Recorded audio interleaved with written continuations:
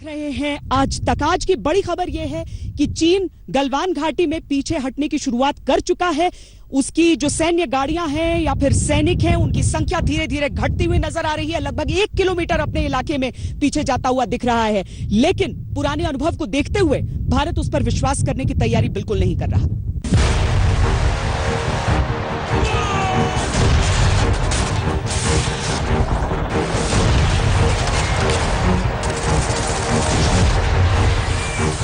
ये किसी युद्ध की तैयारी से कम बात नहीं। तल्खियां इतनी तीखी कि किसी भी बात पर बात बिगड़ जाने की आशंका। हालात तनावपूर्ण हैं, लेकिन इसे काबू में करने की एक पहल सामने आई है। आज दोपहर बाद आज तक को मिली एक्सक्लूसिव जानकारी के मुताबिक चीन की सेना LAC से 1 किलोमीटर पीछे हट गई। 1 किलोमीटर पीछे जाना छोटी सी बात जरूर लगती है, लेकिन है बेहद प्रासंगिक। गलवान घाटी से आई प्रारंभिक जानकारी के मुताबिक चीन ने अपने अतिरिक्त सैन्य बलों की संख्या और गाड़ियों में कुछ कमी की है। कुछ सैनिकों और गाड़ियों को लगभग 1 किलोमीटर पीछे किया है। सेना अब मानव रहित टोही विमान और अपने सैनिकों के जरिए इस बात की पुष्टि करने का प्रयास कर रही है, क्योंकि प्रश्न यही, क्या चीन पर भारत भरोसा कर सकता है? चीन की सेना पेट्रोलिंग पॉइंट 14 से पीछे हटी है। यहाँ से उसकी मिलिट्री गाड़ियां भी पीछे गई हैं। ये वही जगह है जहाँ 15 जून को खूनी संघर्ष हुआ था। लेकिन चीन की इस पहल के भी 2 पहलू हैं। सबसे पहली बात, उसके टेंट्स और साजो सामान को 15 जून को ही भारतीय सेना ने तहस नहस कर दिया था। आज खुद ही इसकी तस्दीक चीन के विदेश मंत्रालय के प्रवक्ता ने की। हालांकि उनका मकसद भारत को कसूरवार ठहराना था।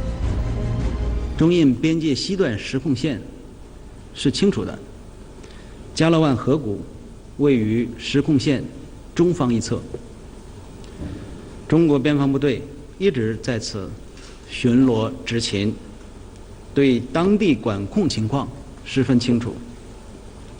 今年4月以来，印方在加勒万河谷敌边 चलिए, उन्होंने ये तो माना कि भारतीय जाबाजों ने उनके टेंट्स को उखाड़ फेंका था, लेकिन सवाल ये कि फिर वहां चीन के सैनिक और उनके मिलिट्री व्हीकल्स इकट्ठे कैसे हो गए। ये सैटेलाइट इमेज बताती है कि चीन दोबारा वहां काबिज हो गया था। उसकी मंशा यहाँ कुंडली मारकर बैठने की थी, या शायद वो फिर इसलिए यहाँ तक आ धमका था कि कूटनीतिक बातचीत के बाद पीछे हटने का दिखावा कर सके, या भारत अपने सैनिकों का जमावड़ा बढ़ाता है तो तब जाकर पीछे हटे, यानी जोर आजमाइश। हुआ भी ऐसा ही। आज तक को मिली जानकारी के मुताबिक 22 जून को जब चीन के सैनिकों के पेट्रोलिंग पॉइंट 14 तक आने की रिपोर्ट हाथ लगी, तो भारत ने भी अपनी सेना की तैनाती व्यापक कर दी। डर के मारे चीन को पीछे हटना पड़ा। सोमवार को मोल्डो में दोनों सेनाओं के बीच कोर कमांडर स्तर की बातचीत के बाद चीनी सेना ने गलवान से अपने कुछ सैनिकों को और गाड़ियों को पीछे हटाने का काम शुरू किया है, लेकिन चीनी सेना ऐसा पहले भी कर चुकी है। इसीलिए इस बार भारतीय सेना फूंक फूंक कर कदम रख रही है। इसके साथ ही भारतीय सेना ने चीनी सेना के खिलाफ जिस स्तर पर अपनी सैन्य तैयारी को आगे बढ़ाया है, ऐसे में भारत का साफ कहना है कि चीनी सेना को हर हाल में मई 2020 की स्थिति में वापस लौटना होगा। आज वो पीछे हटे हैं, कल वो चढ़ आए थे। चीन का सच्चा चेहरा कल वाला है या आज वाला, शायद कोई भी नहीं जानता। एक शक्तिशाली सेना का रुतबा पाने की हसरत पाले पीपुल्स लिबरेशन आर्मी गली बॉयज की तरह बर्ताव करती है।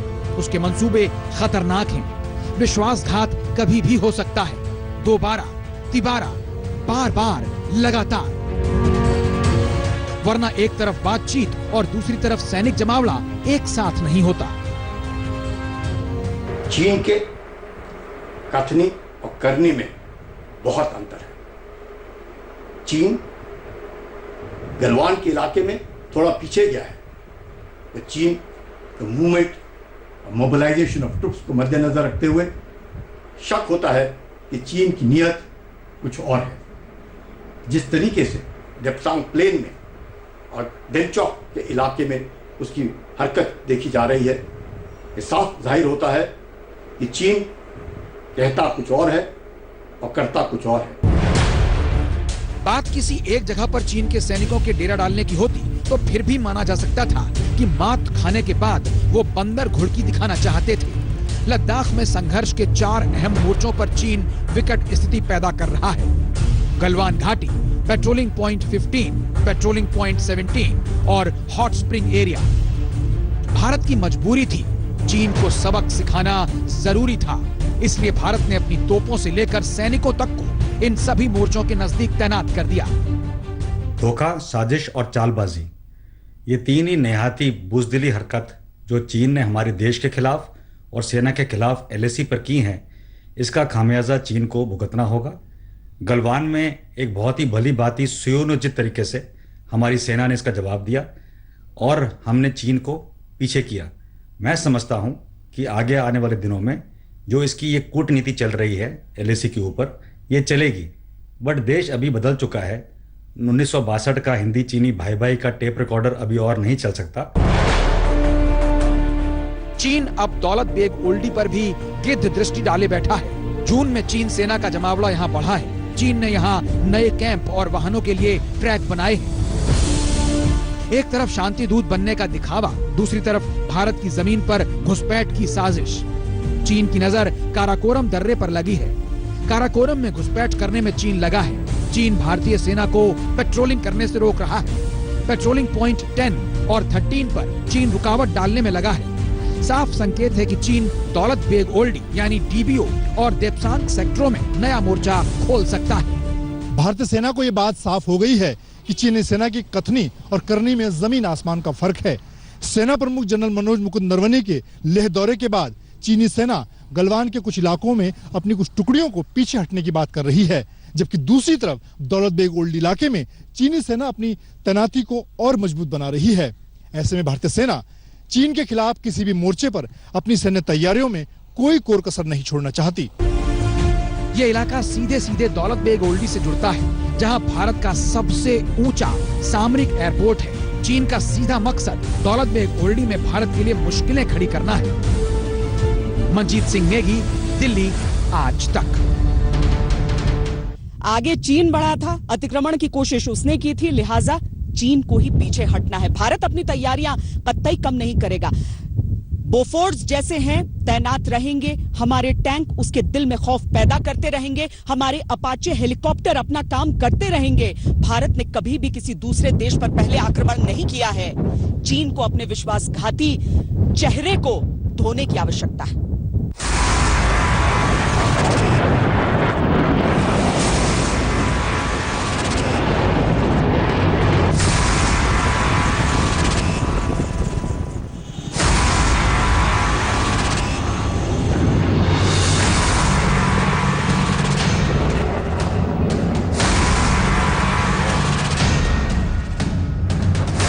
सरहद के जर्रे जर्रे की हिफाजत के लिए गरज रहा है सुखोई 30 MKI। पूर्वी लद्दाख में नंगी पहाड़ियों का सीना चीरकर दहाड़ रहा है मिराज 2000। वतन की रखवाली के लिए तैयार है खतरनाक लड़ाकू विमान MiG-29।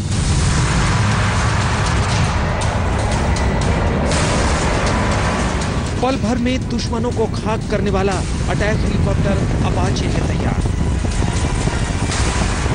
जिसकी निगहबानी ये चौकड़ी करे, उसके सामने चीन की क्या औकात। सीमा पर पूरी तैयारी है। ड्रैगन की हर हिमाकत का होगा पूरा हिसाब। उसकी धोखेबाजी का मिला है और मिलेगा करारा जवाब। रसद सामग्री पहुंचाने के लिए चिनूक हेलीकॉप्टर भी मोर्चे पर अलर्ट है।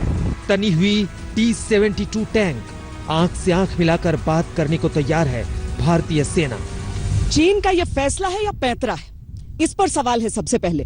क्योंकि अगर गलवान घाटी में उसकी गाड़ियों की संख्या, मिलिट्री व्हीकल्स की संख्या कम होती नजर आ रही है, उसके सैनिकों की संख्या घटती हुई नजर आ रही है, इस तरह की बातों की पुष्टि हो रही है कि वो 1 किलोमीटर लगभग अपनी तरफ लाइन ऑफ एक्चुअल कंट्रोल में चला गया है। भारत के दिमाग में इस समय सवाल यही है कि पिछली बार की बातचीत और उसके 9 दिन के अंदर गलवान की घटना को अंजाम देना, इस बार सतर्कता में कोई कमी नहीं रह सकती। इतना ही नहीं, पूर्वी लद्दाख में चीन की हर चाल पर नजर रखने के लिए मानव रहित टोही विमान भी है। लेकिन भारत के पास जो जाबाज है, उसका तोड़ किसी के पास नहीं। दुनिया की सबसे बेस्ट फौज हमारे पास है। माउंटेन वारफेयर का बादशाह, जो पूर्वी लद्दाख जैसे इलाकों में पूरी दुनिया में किसी भी सेना को धूल चटा सकती है।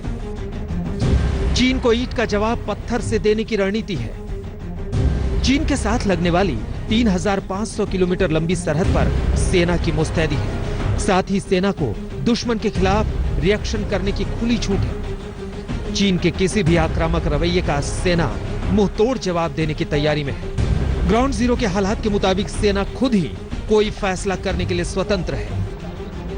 लद्दाख में तैयारियों का जायजा लेने के लिए 5 मई के बाद 2 बार आर्मी चीफ लेह का दौरा कर चुके हैं। वहीं वायुसेना अध्यक्ष कुछ दिन पहले ही लद्दाख जाकर समीक्षा कर चुके हैं। जाहिर है हमारे जवानों के हौसले की दीवार के सामने बौनी हो जाती है चीन की दीवार। चीन के राष्ट्रपति शी जिनपिंग का ये खिलौना छोटा पड़ जाता है, उसकी ये मक्कारी बेकार हो जाती है। कुछ दिन पहले ही प्रोपेगेंडा के तहत पीपुल्स लिबरेशन आर्मी ने वीडियो जारी किया था, जिसमें साजिश की बू थी, जिसमें गीदड़ भभकी और अहंकार था। इस वीडियो के जरिए भारत को डराने की कोशिश की गई, लेकिन दाव उल्टा पड़ गया। नहीं काम आया उसकी हवाई उड़ान, बेकार चले गए उसके तोप के गोले। चीन एक सेक्टर में अपने सैनिकों को कम करता है, दूसरी जगह बढ़ा देता है। पेंगोंग त्सो पर जिस तरीके से उसने अपने सैनिकों की तादाद को बढ़ाया है, उसे इग्नोर नहीं किया जा सकता। दरअसल ऐसा महसूस होता है कि लाइन ऑफ एक्चुअल कंट्रोल पर अपने सैनिकों को तैनात करके चीन दुनिया को दिखाना चाहता है कि वो बड़ा ताकतवर देश है। लगता है चीनी सेना ने अपने हथियार दिखाने के लिए रखे हैं। पूर्वी लद्दाख में गुत्थम गुत्थी में जब हमने उसके 43 जवानों को मार डाला, तो जंग की सूरत में सोच लें शी जिनपिंग। बेहतर होगा चीनी सेना ने जो गलती की है वो समय रहते सुधार लें, अपनी गलती मान लें, क्योंकि हिंदुस्तान से दुश्मनी मोल लेना उसके लिए काल बन जाएगा। लद्दाख से श्वेता सिंह के साथ आज तक ब्यूरो। हमारे तमाम संवाददाता दिल्ली से लेकर लद्दाख तक आपके लिए तमाम जानकारियां सबसे तेज लेकर आते रहते हैं। देखिए मेरे सहयोगी शिव अरूर की ये एक्सक्लूसिव रिपोर्ट।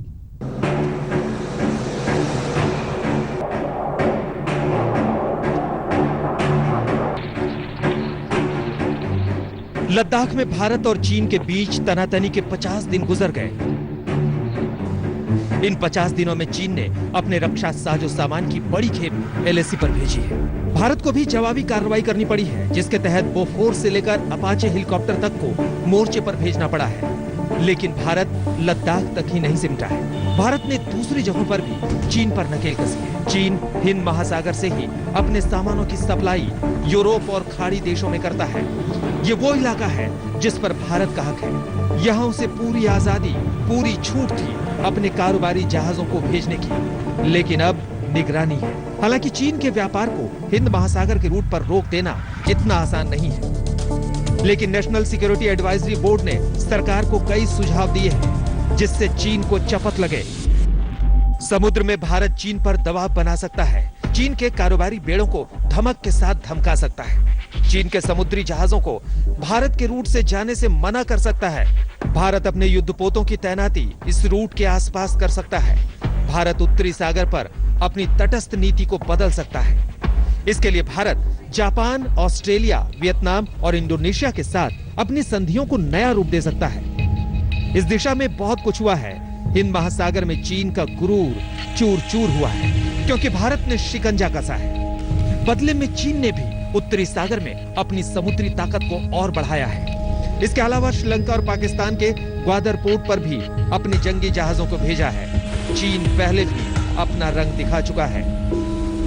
अक्टूबर 2017 में चीन की पनडुब्बी देखी गई थी। अक्टूबर 2018 में भी चीन की पनडुब्बी हिंद महासागर में आई। सितंबर 2019 में अंडमान के नजदीक चीन की रिसर्च वेसल को भारत ने खदेड़ दिया। इंडियन नेवी ने कई बार चीन की घुसपैठ को रोका है। यहाँ तक कि परमाणु बम से लैस पनडुब्बी भी लेकर चीन हिंद महासागर में घुस आया था। आज तक को मिली जानकारी के मुताबिक कई पूर्व नेवी अधिकारियों ने सरकार से गुजारिश की है कि भारत जल में अपनी ताकत का भरपूर इस्तेमाल करे, ताकि चीन आइंदा छल न कर सके। फिलहाल तो भारत चीन के व्यापार पर शिकंजा कस रहा है। अब चीन बेरोक टोक हिंद महासागर में मटर गश्ती नहीं कर सकता। शिव अरूर, दिल्ली, आज तक।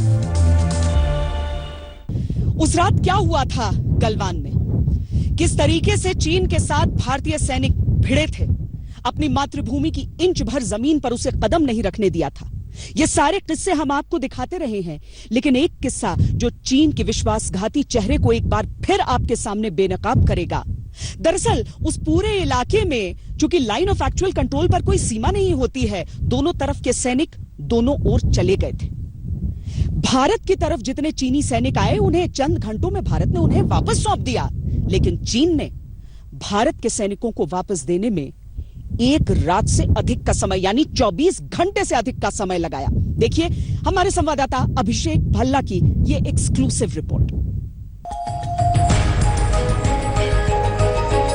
गलवान में वीरों के बलिदानों का कर्जदार है यह देश, लेकिन खूनी संघर्ष का गवाह कोई नहीं। क्यों हुआ ये तो पता है, कैसे हुआ और उस रात क्या क्या हुआ इसकी पुख्ता जानकारी हमारे पास है। उस रात गलवान में क्या हुआ, खूनी संघर्ष के चंद घंटों बाद क्या आलम था। उस खूनी संघर्ष के चंद घंटों बाद 15 जून की रात चीन के सैनिक भूल गए कि कौन सी जमीन उनकी है और कौन सी भारत की। भारत के सैनिकों ने भी परवाह नहीं किया कि जहां वो जा रहे हैं वो जमीन चीन की है या भारत की। जमीन की चिंता नहीं थी किसी को, जमीर जागा था। आजादी के साथ दोनों एक दूसरे के क्षेत्र में आ जा रहे थे, क्योंकि उन्हें अपने अपने साथियों को ढूंढना था। अपने पराये का भेद नहीं था, मानो कृष्ण उन्हें गीता का उपदेश सुनाकर गए हों। 15 जून की रात जब गलवान घाटी के पेट्रोल पॉइंट 14 पर झड़प हुई तो दोनों तरफ घायलों की तादाद बहुत ज्यादा थी। इस दौरान दोनों सेनाओं ने एक दूसरे की तरफ एलएसी पर जाके अपने सैनिकों को ढूंढने की कोशिश की। एक तरफ तो भारत ने करीब 1 दर्जन चीनी सैनिक अगली सुबह तक लौटा दिए, लेकिन चीन की सेना ने कम से कम 50 सैनिकों को लौटाने में 24 घंटे लगा दिए। यही नहीं, चीन ने 10 सैनिकों को बंदी बनाकर रखा, इसमें से 4 अफसर थे, और इन 10 सैनिकों को अगले 3 दिन तक चीन ने अपनी हिरासत में रखा।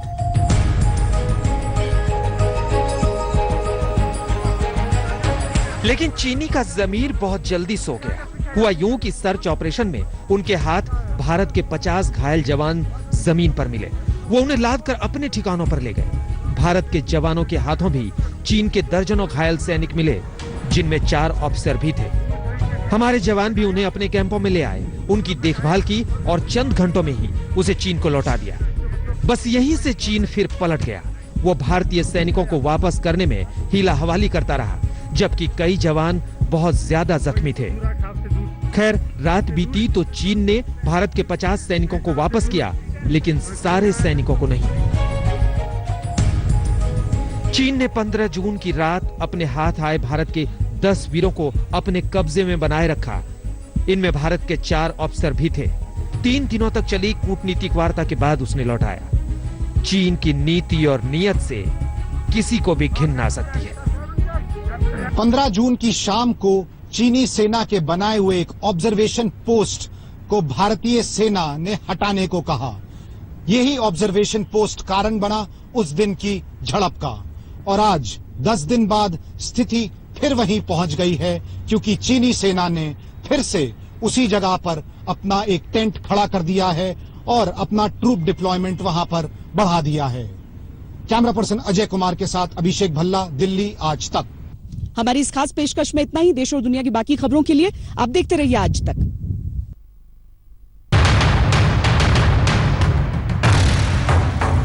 नमस्कार, मैं हूं अंजना ओम कश्यप। हमें उम्मीद है ये वीडियो आपको पसंद आया होगा। लेटेस्ट खबरों के लिए यूं ही देखते रहिए आज तक, और इस वीडियो के पसंद आने पर लाइक, शेयर एंड सब्सक्राइब करना ना भूलें।